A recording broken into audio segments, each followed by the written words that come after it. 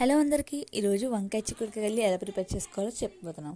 ముందుగా దీనికోసం ఒక ప్యాన్లో ఆయిల్ వేసుకొని దాంట్లో కావాల్సిన పోపు దినుసులన్నీ వేసుకొని అవి బాగా ఫ్రై అయ్యాక దీనిలోకి ముందుగా కడిగి శుభ్రం చేసుకున్న చిక్కుడుకాయలను కూడా వేసి ఒకసారి పూర్తిగా కలిపేలా బాగా కలిపి మూత పెట్టి కాసేపు ఉడకనివ్వాలి.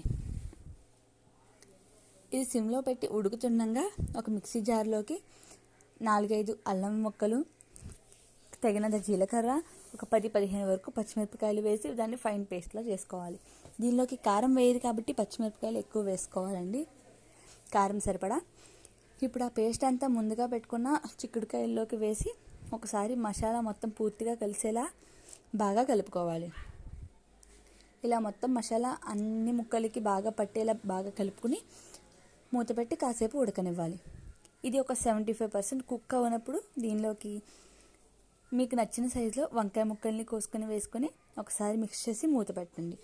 అంతేనండి, కాసేపటి తర్వాత చూస్తే వంకాయ చిక్కుడుకాయ కర్రీ రెడీ. చాలా టేస్టీగా ఉంటుంది. ఒకసారి ట్రై చేసి ఎలా వచ్చిందో కామెంట్ చేయండి. Thank you.